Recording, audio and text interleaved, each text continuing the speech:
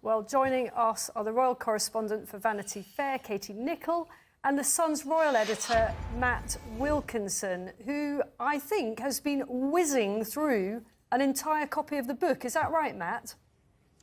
This is a Spanish version, as I understand it. Yeah, I've had the enormous pleasure of reading the book. Exactly. Oh, well, you don't sound as if it was a pleasure. Tell us what you found. No, it was. It's an incredible book, and I think you've gone through some of the main headlines here today. But I don't think I've ever read a royal book of so many revelations, and the most important thing here is there's so many revelations from a member of the royal family, and I think that's what the issue is here. There are, as Katie will tell you, there are many, many royal books. She's written some herself, but there are many, many royal books. But the problem here is that a beloved member of the family, like a treasured brother of William, a son of Charles, he's the one that is actually airing all this dirty linen. This is the problem that the royal family are facing, because there's all sorts of stories, all sorts of revelations that come out about the royal family. The problem is that a senior member of the royal family is actually making these accusations, but also revealing the private lives, the private conversations, situations with Kate and William that would normally be behind closed doors, or normally that journalists would not be allowed to report on, or if we tried to report on them, we were told it was too private. But as I say, we have a brother of William and a son of Charles that is actually making these things public, and I think that's the most aggravating element of this.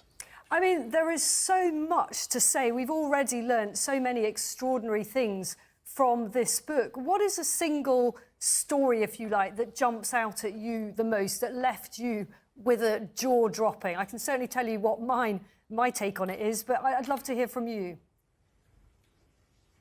Well, the ones I think it's about Harry's life. It's about his drug taking and losing his virginity. I mean, these are things that members of the royal family don't normally talk about. You know, he's talking about his time in the army, in Afghanistan, where he was saying that he killed 25 people of the Taliban. But it's this opening up of his personal life, about the sort of tale about him losing his virginity behind a pub, and about his cocaine taking, and he's opening up elements about where he was hallucinating and talking to a bin. I mean, these are really deeply personal stories from Prince Harry. Just unbelievable, Matt. I mean, Katie, where do we begin? How shocked are you by these revelations? I think after the sort of the Netflix documentary, you sort of thought, what else is to come out? I think I said that, didn't I? Now I'm feeling really silly, because I didn't think that he was going to go anywhere near where he's gone. I mean, I completely agree with what Matt's just said. I mean, I've done this job now for nearly 17 years. You know, he's not the first member of the royal family to write a book, but he is certainly the only member of the royal family to have written a book this explosive. I mean, those bombshells just come thick and fast, and I think... You're watching Uncovered, the place where secrets get exposed and stories come to light. Prince Harry's memoir didn't just shake the monarchy, it smashed its centuries-old silence. More personal than the Netflix series, way more explosive than the Oprah interview. This isn't just a royal tell-all. It's a declaration of war on tradition. So let's dive into the most jaw-dropping bombshells Prince Harry dropped in his book. And trust me, you'll want to stick around for the biggest revelation. Harry admits to using cocaine as a teenager. Not just once, but on multiple occasions. Even hallucinating and, get this, having a full-blown conversation with a bathroom trash bin at Eton. Not exactly the polished royal image we're used to. He spills all about losing his virginity behind a pub at age 17 with an older woman. He calls it a quick ride, and not something out of a fairy tale. Harry describes his frostbitten, private parts. After a trip to the North Pole, let's just say things got uncomfortably chilly for the prince in places you wouldn't expect. There's the infamous physical fight with Prince William. Harry claims William called Meghan difficult and rude. Things got heated. Harry ended up on the floor. Brothers? Sure. But this is next-level family drama. He reveals tense exchanges with King Charles, painting his dad as emotionally distant and sometimes even cold. We've almost become oversaturated by Harry and Meghan and this narrative. There's just so much of it. But actually, if you try and just forget the docuseries, and if you try and put that Oprah interview to a side and you just come into this book, the idea that a senior member of the royal family would write a book like this, I mean, I would say is unthinkable. You really have to stop and think, I cannot believe what I really, particularly, by the way, Isabel, the account of him losing his virginity. Unless that's a dodgy Spanish translation, I am astonished. It is jaw-dropping. There's language in there that I'm not even sure we want to repeat for a family programme. I mean, look, you and I sort of generally have a pretty dim view of talking about Harry and Meghan the whole time, but we both agreed that this show can only be all about Harry and Meghan for tonight only, because it is utterly sensational, isn't it? It really is. I mean, the Oprah interview was jaw-dropping, but that did focus on a sort of a short period.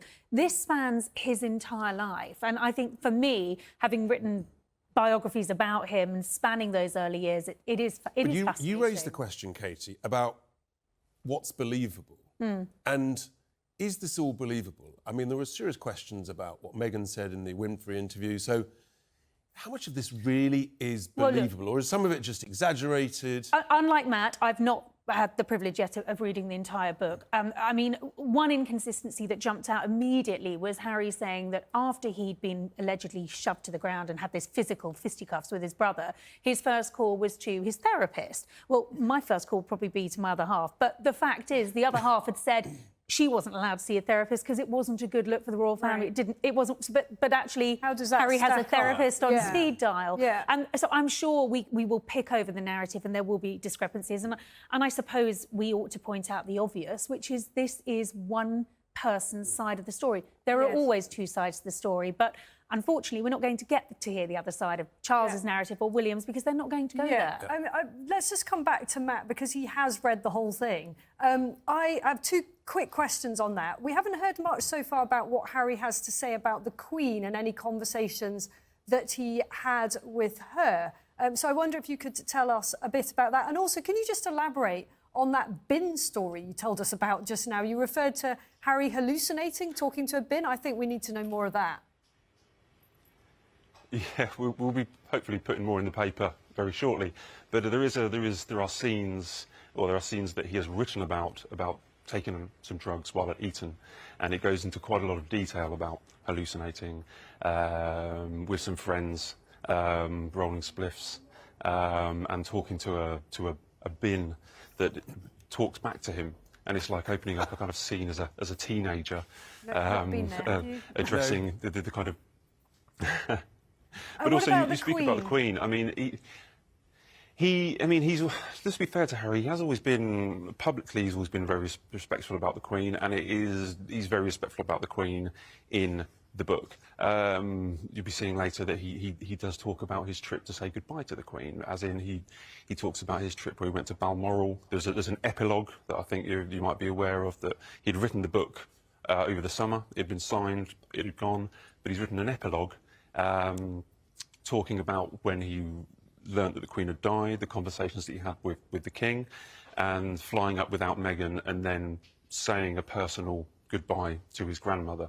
And that's quite touching. I mean, again, it's a very personal story that he is revealing a lot of detail about the moments that he had with the Queen, with the Queen at Balmoral. But you're right, he's not gone in much detail on revelations about the Queen, because I don't really think that's tasteful, or there might not be any, but there are scenes where he is talking in his epilogue about being with the Queen at Balmoral. Apparently, royals aren't big on hugs. Kate Middleton doesn't escape unscathed. Harry describes awkward moments and fierce disagreements between Meghan and Kate, especially around the bridesmaids' dresses. He details his mother's death, how the royals handled Diana's passing, and the lasting trauma it caused him. For Harry, it's a wound that's never healed. Harry confesses he killed 25 Taliban fighters during his military service, and, controversially, he says he saw them as chess pieces. Critics say this put his own safety at risk. According to Harry, after his fight with William, his first call was to his therapist, not his family. Which is interesting, because Meghan once said the royals discouraged therapy altogether. So, who's remembering right? Throughout it all, Harry never criticises the Queen. In fact, he ends with a heartfelt goodbye at Balmoral. It's a rare glimpse of warmth in a book full of icy revelations. But let's get real. This memoir, part of a $35 million publishing deal. Wait to hear all the detail in the paper tomorrow. Thank you very much, Matthew. And Richard, I mean... Where do we begin? What was in his mind when he thought that it was right to reveal these extraordinary details? Did he think that in the modern world it's good to reveal details about your drug taking and your virginity? He did, because one of the things that struck me is where he says in one of his televised interviews, and we've seen the clips of them, I don't think anything can be improved by me keeping quiet. I mean, just how stupid is he? I mean, Katie, how thick is Prince Harry?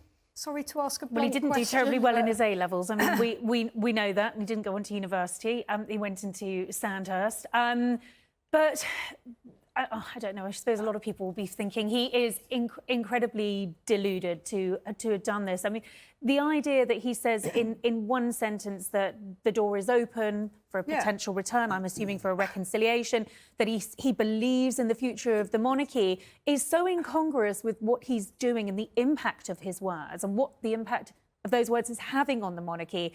It's almost like he is just deluded and lost in his own world. We'll have to talk about what's he trying to achieve with all of this. I think he apart from earning a load of cash. Well, I mean, clearly he's gone for the big bucks. I mean, that is indisputable, and you're not going to get a $35 million book deal without spilling the beans, haven't they? They've certainly got their money's worth. They certainly have. But I think there was a genuine desire for him to tell his own narrative, to tell. I mean, I was told and been told many years his truth, his and Meghan's truth. But I do think he has felt unheard for a very long time. And just to play devil's advocate just slightly here, that idea of being the spare is something he has struggled with for a long time. I have met Harry on many occasions.